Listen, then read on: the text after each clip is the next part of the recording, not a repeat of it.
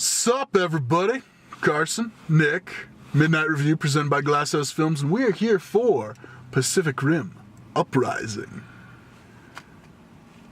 Yeah. Woo-hoo. I mean, it's so weird. The first the trailer for the first one comes out, and it's just after it ends, just 5 minutes of uninterrupted like hyper screaming. I was watching that trailer like every day for like a year. And then the movie comes out, and it's better than what the trailer shows. Mm-hmm. And you're just like, wow, that was a great experience. I really hope Guillermo del Toro gets to make another one. And instead, he went and made in my opinion, I like the gothic romance film. And then he made a film, he made Humping Nemo, which won Oscars, actually. Mm-hmm. And that's pretty cool. Bestiality. Unfortunately, he is not directing this one. And from the very first trailer, I was like, oh, Pacific Rim Uprising, oh, sweet. And then the whole trailer, I'm like waiting for my heart to race, and I'm just like... I remember telling you, because the first time we saw that trailer was when it was like in theaters. Yeah, it was on IMAX. And I turned to you and I was like, Carson, don't get hyped. I looked at him like, oh! And the whole time I'm like holding my breath, I'm waiting. Yeah. I was like, I tried to like buzzkill it. I wanted someone to, I just didn't want anybody to feel what I felt. Because I got really stoked too. I was like, yeah, and then I saw just like the super duper bright colors, and I was like, well, uh-oh. Like Transformers. Something I am giving credit to this movie for is it does look like a good amount of the fighting takes place during the daytime, which, cool. Because I didn't have too many issues with the way that it was shot in the first one, but you could definitely tell they did that because they're like, we're not giving you the budget you want. So, daylight, but at the same time, I honestly think that a large portion of my problem with the trailer not getting hyped is the song choice is just the worst song imaginable. Like, it needs to be like some kind of like super amped up like killing monsters, yeah. And instead it's just war ready. Yeah. War ready. And I'm just like, ready. No, I don't care. No, this is bad. Yeah, it is bad. I mean, shit. I just like, the second I looked at the color of the film, I was like, oh no. I mean, and at the same time, I'm like, John Boyega, yay! Charlie Day is back. The weird guy is back. Yeah. It's not Mako. Yeah, Mako. No, the girl. I've forgotten her name. The new girl in this one? No. I think she's Korean. Charlie Hunnam's partner. Mako, yeah. I'm not sure on that one, but she's in it too. That's Mako. No Charlie Hunnam. We're replacing him with Scott Eastwood. Now, wait, was Scott Eastwood in? No. But is he supposed to be playing his character? No. Okay. No. We're exchanging white guys. I'm just no longer, like, I've given up. Like, if this movie's good, I'll be happy, but I'm expecting it to just be like I'm expecting it to be more in like a Transformers vein.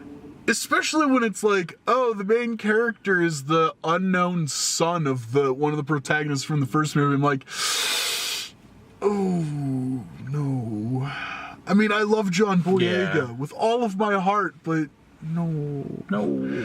I just hope for some cool fight scenes. Like what I'm expecting is not what I'm expecting. Actually, not what I'm expecting. What I want is like some cool fights. Yep. Some tongue-in-cheek kind of stuff.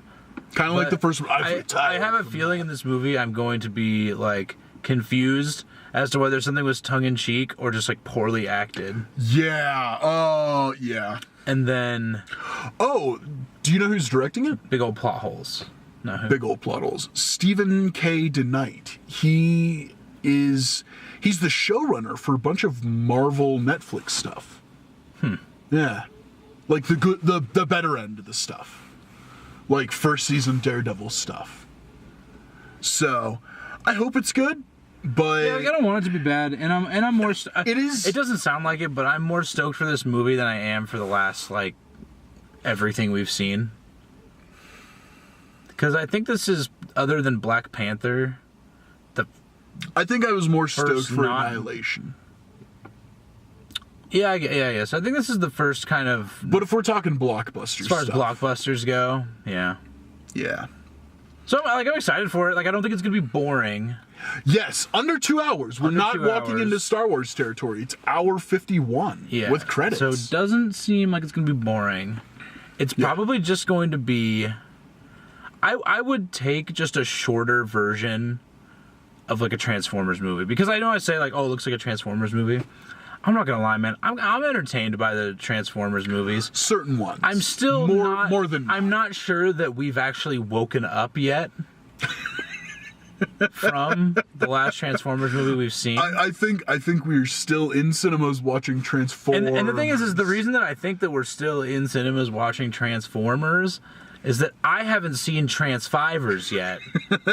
No, I So can't remember what I watched feel like last maybe year my instead. mind just made that movie up, like a dream within a dream. So if I actually go see that movie, I'll hit some weird kind of dream recursion and I'll wake up. And I'm afraid of that because I kind of like the present I'm living in now. Yeah. So, yeah, I mean, I like Transformers, sort of, but it's just too long. Yes. So if this was just a shorter, and this if is under 2 hours. this was a shorter movie in the same kind of Transformers vein, Yeah. I'm not gonna, I won't levy too many complaints against it. Yeah. I'm just bummed that it's very clear we're not getting like that dark, gritty, but still like tongue-in-cheek, over the top Yeah. So before we go in, Jaeger movie. over under on Ron Perlman making an appearance.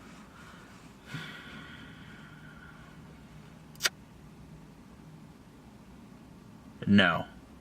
I'm with you on that one. But if don't he think shows he will. up, 5 stars. Five 5 stars. stars. I was doing 5 for you, 5 for me. 10.5 stars. 10.5 stars. All right, let's go in and see this thing.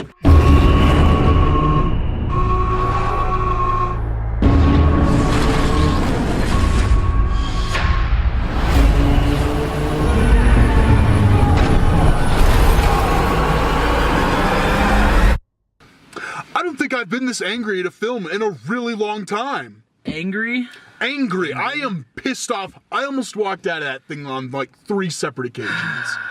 This film honestly feels like it was originally like 3 different scripts and then they just welded it together and said, fuck it, let's put it out.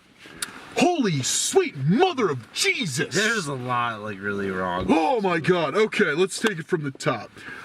At first, I was a little hopeful. I was like, okay, this is a little different. I like that. I like a sequel that isn't the exact same as the movie you just watched. Oh boy, but did they prove you wrong? They veered hard. So, okay. Starts with Stacker Pentecost's kid. He's just been kind of an asshole for a while. Just kicking it. Partying, Yeah. And that kind of thing, whatever. And so he's been running schemes, basically, and he runs afoul of this kid who she's created her own Jaeger, which, okay, first of all, she created her own Jaeger. That's really cool. However, they never once explained why people were making their own Jaegers. I mean, yeah, I think cool, you have your own Jaeger, but there wasn't anything like, oh, there's a Jaeger fight program, or there's... Well, I don't think it really warranted explaining. I did, but, Because, but just a throwaway line, that's Well, it. I mean, it's just, People why are building do their own people- Why do Jaegers people mod their cars, because they want to go fast. Because they want to run around in robots. So, anyway... That part I Anyway. was okay with. Yeah. That's more hindsight. And in the grand scheme of things, very small. Apparently John Boyega has messed up enough times to where he needs to go back to the military and he needs to help this new set of recruits. So, at first I'm like, oh, okay, this is gonna be like we're training up new recruits. It's gonna be Stripes, but with giant robots. Then there's no Fine. actual training. Then there's no actual training. I don't remember any of these people's names. Not a single Anyone. Not a single training montage. Or Not a thing. single training montage. But to be fair, I don't remember anyone's names from like the first one, but I remember what they look like. There's the Russian couple, there's the Chinese trio, there's the father-son duo team from Sydney. All of these people are actually characters. No matter how long they had on screen, they had distinct looks, like they had personalities. Even though we didn't see it, I know for a fact Guillermo del Toro has like a book that thick on each person and how they grew up. And then this one, it's just like group of teens. Yeah. The only one I remember is Russian Girl. Whom looked like a weird amalgamation of like... almost like the child of the two blonde Russians in the first movie. Well, her actual face kind of looked like a combination of like Scarlett Johansson and Elizabeth Olsen. I'm like, that's weird.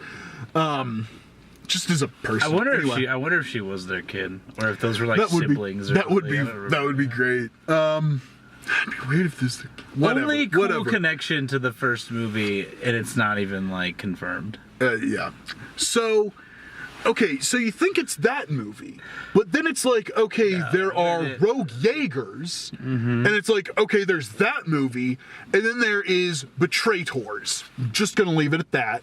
And then there's that movie. There's 3 different movies happening at once. There really but then there's like... this floating story of like John Boyega and Scott Eastwood is like rough and tough dudes. And that shit gets fucking ditched. Oh, it gets ditched real quick. It was really weird because you think that they hate each other. The very first interaction they have is like not a good one. Yeah. But then they're like buddies the rest of the movie. Yeah. So like they ditch it pretty quickly. And the thing is, this movie doesn't follow any structure. There's no structure to it. And the thing is, honestly, I could have easily woven a good structure to it. First act. You know, they're thrown into the Jaeger program, they're working together, they're starting to get shit done. Second act, oh no, there's this drone program. So at the end of the second act, they have to beat the drones, but oh no, they have to work with the drones to fight off the new kaiju. Boom, I just fixed your movie. That's kind of what happened. Yeah, except in the really, worst way possible. In like a really bad way. And it's just awful. Okay, script-wise, holy God. I would say the drones thing, the whole thing with the drones, was made out to be such a big part of the movie that has such a small And then it was done in like 2 seconds. Yeah, it was like, oh, okay. And I was like, oh, these are going to be our bad guys for the rest of the movie? All right, that's kind of cool. Oh. Okay. I guess. Oh, all right.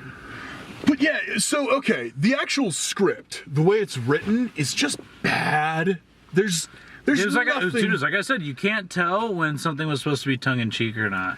The thing is... Or if it was just, like, poor acting. So here's the thing is, with the first one, there is a lot of that tongue-in-cheekness to it. I mean, the first one is super cheesy. Like, however, it's earnest. Like, yeah, for a fact, Guillermo del Toro's like, yeah, we're going to cancel the apocalypse. And at that moment... It's got a lot of heart. Like, yeah. It's got a lot of heart. This is just, like, phoning it in. I would have rather watched any of the last, like, 3 Transformers movies. Yeah.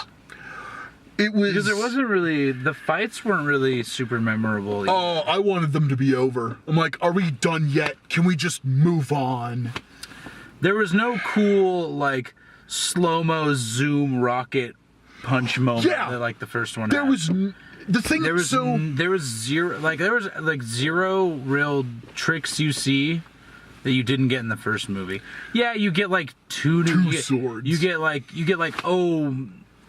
flail. Oh mace, you mean the team up you see in the first trailer? Yeah, and the worst part is the whip and the mace Jaegers.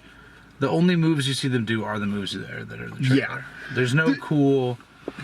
This movie needed some serious, like, I don't even hate to say it. I don't regret it because I like him. This movie needed some Zack Snydering, dude. With as far as like cool fight moments. Okay, like, there's just nothing good. That's exactly my biggest problem. Is this film was so focused on moving so fast through all of the story bullshit that when it comes to these cool moments, these build-ups, it's like it's this small little zit of a fucking build-up. It's just mean, like, the climax of the movie basically just takes place inside the cockpit.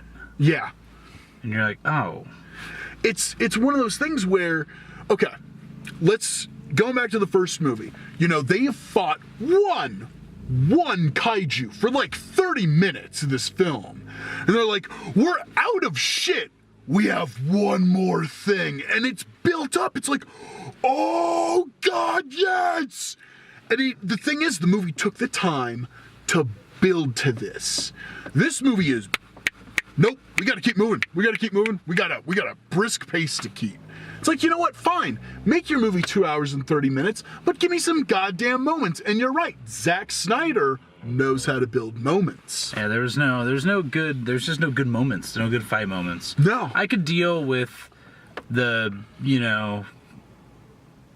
continuity, plot hole ridden story. I could deal with that. Yeah. I could deal with that. I could explain it away in my head or whatever. But as far as like just the action went, it was mostly just how many buildings can we throw something through. Yeah. And it would, oh God, it reminded me a lot of, I don't know. It reminded me a lot of like what I didn't like about Man of Steel. Yeah. Like the final fight. Yeah, except they throw in that one line. It's like, oh, great. Yeah. So it's just like, how many buildings can we throw something through? And then at one point, how many buildings can we throw at something? That was a little cool, but again, it moved right through it so fast that you're like, I guess we're done doing that cool thing. And it would have been one thing if it were like the Kylo. This is gonna be a weird one. Like the Kylo and like Rey fight. Oh, it was so in good. Last Jedi. It's fast, but like every moment you're like, oh. It takes that extra split second. There's so many cool moments. Yeah. That happen, but it's fast paced. The lightsaber through the face. It was super fast, but it's also like, we're gonna pause for just a split second, just so you get that impact. Yeah. And this movie didn't want to do that. This was like fast paced fights where it acted like it had cool moments, but it didn't. It's like, dude, you punching a guy or you like throwing him through another fucking building. It's just like not. So, okay, beyond the fact that the pacing was horrendous, the structure was bad, the script was awful. Okay. You had your fights at daytime. That was the biggest complaint for the first Pacific Rim. Almost all the fights were at night or underwater. Okay, fine. You could still tell, I would say 90+% of what was happening in every single fight. However, the film as a whole had a beautiful look to it. It was never black. It was always navy blue. It was always, everything looked cool. This movie is just like, we have sets. We're just gonna light it as flat as possible. Yeah, it looks like Transformers. Yeah, it really does. There's no production design that made it look cool. Like the first time you see the Shatter Dome in the first Pacific Rim, you're like, oh, this is so cool. There's dudes working on it. There's like welding sparks for no reason. This is awesome. Yeah. This movie, it's like, it's my workplace. Here's the thing. I think that the first Pacific Rim they could have done all that stuff during the day if they wanted. That movie didn't have a small budget. Yeah. No, I think they chose to do that. Yeah. Because they wanted it like a dark, gritty but it looked robots v monsters, and it looked fucking cool. Yeah. And this one was just, It really did. There's certain scenes where I was like, this looks like something straight out of Transformers, especially with the weird little Trilobot looking guys. Kind of that. Okay. This is the brief aside. When you're crafting a trailer, you don't want to show like the climactic fight of the movie in your trailer. Yeah, but I mean, you saw this. It's not like this movie is. But it was really bad about it. Yeah, this isn't even me being. I consider myself pretty decent at reading trailers. This isn't even me reading into the trailer. It's you can tell the whole because in the trailer they show the fusing kaiju. Yeah, that's what I'm talking about. I'm like, that should be saved for like a really cool moment of the movie, and it just wasn't. It was more like so the whole time you're like, yeah.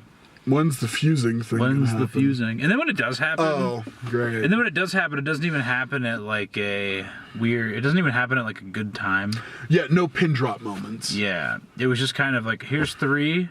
and they fight for a little bit, and they're like, now here's one. It's not even like the three were almost dead, and it was like this big like, oh, the heroes really got to fight moment. It's like they fight for about 30 seconds, and then they're like, fuck being three, we're one. Yeah. There's too many. It really was that. It wasn't... You didn't feel like they were at the end of the rope. It was like, all right, round one over, it was like, I guess. again, look at the first Pacific Rim where like they think that they beat the kaiju. And then it spreads its wings and starts flying. It's like, that's so cool. Damn. This was like, like they literally had like a good, not even minute of fighting, I swear. Where you see all the Jaegers fighting the three different kaiju, and then all of a sudden there's just one. You're like, okay, okay. So this is what we're doing now. This goes all the way back to the first one in that, okay, we got a really good fill of kaiju and Jaegers fighting on Earth. Yep. Cool. I think the big reason why I just wasn't pumped for this to begin with is it's like, this is just a rehash of the first one. It really is. It even does the whole, we're having problems drifting because you're lost in memory. Oh, God. And the thing is, it really is just a rehash, and it reminds you of every moment that the first one did way better. John Boyega, I think he did a fine job. It was all right. No cool weapon reveals or anything. I didn't think John Boyega did good at all. I disagree on that one. I think he was phoning in everything that he learned playing Finn, and was like, we're just gonna do that here. I would have liked a little bit more scumbag. The whole like, hey, he's like, hey, I'm talking, and then I'm gonna make like really quick little quips to myself that basically no one else is listening to. I was like, okay, they're just doing Finn right now. Like, I feel like part of that comes from the fact that the script wasn't super strong, so he was like, all right, I'll ad lib or something. But and a good director. There's no way we know if he ad libbed any of that. Yeah, but I can't give him that until that's confirmed. I can't either, but I want to believe that it's ad libbed in there because the script was just that bad that it needed it. But at the same time, I wouldn't be surprised if that's just how he decided to play that role. So, but you know what? He's like the only source of humor, and it's not even funny. And if the characters were written better, his character would be better. Everything about this film would be better. That's the thing is, there were times where I felt like the girl in that movie. You mean someone that you thought was going to be a main character? Amani or whatever her name was. I just know her last name was Amani. Namani. Namani. She was not like... I felt like watching it, I wasn't like, oh man, she's just the worst actress. But they just gave her the lamest like story arc. Oh my god. Just disappears for like... big chunks of minutes. Helpful hacker girl is like a rogue scrapyard junker, hacker girl or mechanic or whatever is such like a worn trope. And this movie does nothing new with it. Yeah, it's like, oh, okay. Don't go see this movie. It's bad. It's so not. bad. There's nothing visually great about it. Yeah, or just go watch. Damn, I would even go watch one of the Transformers movies because at least they're not boring. Transformers movie. That movie. Just don't watch the second Transformers movie. Yeah. For me, it goes like first Transformers. I'm gonna put my hand below frame. Second Transformers, and then I felt like the rest of them are kind of around the same, but not as good as the first. Oh yeah. But I cannot stand the second Transformers movie. We don't know how to read none. The second they start putting like testicles on Transformers, as soon as that's like the last 40 minutes of the movie. Yeah, you're like, oh, or just like I don't know, robot humping jokes and stuff. At least this movie didn't have parents that. On pot. So go watch any Transformers but the second one. Or just go way better than this. Just go rewatch the first Pacific Rim. This is one of the few times I'd recommend go read a book or something, like go read a book. Books. So yeah, whatever. Next week. Whew, that's gonna be an adventure. I don't remember what next week is. Ooh, that's gonna start with like 15 minutes of me describing my complex thoughts on it. Oh, Ready Player One. Okay. Oh yeah. Is that really? That's next week. That is next week, my friend. I'm excited for that. I just need something that's not a giant letdown. Please be that. Please be that. You know what? I know you have book feelings, but No, well, here's the thing. Book feelings are like, this book is not great. Movie feelings are, movie could fix all of those problems. you know, like I that. like Wreck-It Ralph. We were talking about Wreck-It Ralph earlier today. But it's not coming out until like July. I know, but just like, give me something. Give me live action Wreck-It Ralph. You know what? Don't even give me like a fantastical action film or CG or anything. Can we get like another 3 billboards? You know what? Just something that like hits you. I'm waiting for my like action blockbuster. Yeah, me too. Everybody's like, oh, it was Black Panther. It was not Black Panther. I have had action blue balls since like Proud Mary. I know, we were so stoked for Proud Mary. It's man. Was that movie PG-13? It was R. Was it R? Yeah, enough F-bombs. Well, it was not a hard R. No, it was not. Oh, get it. But anyways, should have left you in the gutter. Just give it. You know what? I'll take another Annihilation. I loved that movie. It was so good. That was the best movie we've seen this year. I agree. By a large margin. I don't want it to be the best movie though, because like I really like that movie. I liked it more now that I've thought about it a bit. Mm-hmm. I'll say that on camera. Yeah. Now that I've thought about it, but I'm still waiting for like my really. I don't want to blow my movie load that early in the year. Like, you know what? That's really what it comes down to, man. Like, you know what? Hollywood, give me like, just. I know the last one didn't make you a lick of money, but just make me another King Arthur movie. I knew you were gonna say that. I just want another one. Oh, Papa bless. So, next week, Ready Player One. Please be good. Please be good.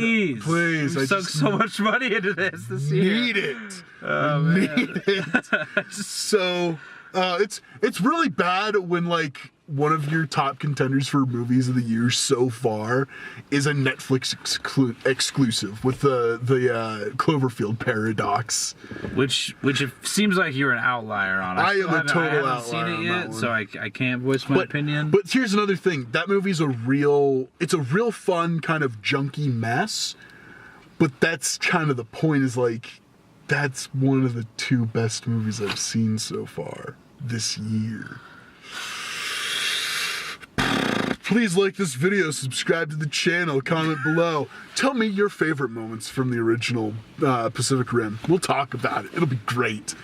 YouTube.com/GlassFilmsHouse, Facebook.com/GlassHouseFilms, and Twitter @GlassHouseFilms. See y'all next week.